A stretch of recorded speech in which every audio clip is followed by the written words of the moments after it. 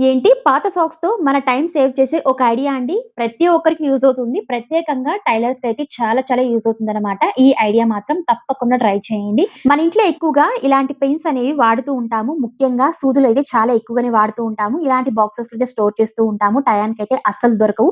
And మనకు గుచ్చుకుంటూ ఉంటుంది. అలా కాకుండా ఈ విధంగా ఆర్గనైజ్ చేసుకోండి. చాలా ఈజీగా దొరుకుతుంది. ఇక్కడ నేను ఒక పాత సాక్స్ తీసుకున్నానండి. తీసుకొని ఇందులో ఇలాంటి స్పాంజ్ అయితే కొద్దిగా వేసుకుంటున్నాను. జస్ట్ ఇలా నేను కొద్దిగా వేసుకొని మిడిల్‌లో అయితే వేసుకొని లాస్ట్‌లో ఆ స్పాంజ్‌ని ఉంచుకున్న తర్వాత ఇప్పుడు సాక్స్‌నైతే ఈ విధంగా ఫోల్డ్ చేసుకోవాలండి. ఫోల్డ్ చేసి జస్ట్ ఇలా పైనైతే టై చేసుకుంటున్నాను. అంతే అండి. చాలా సింపుల్‌గా తయారు చేసుకున్నాము ఈ ఆర్గనైజర్ అయితే.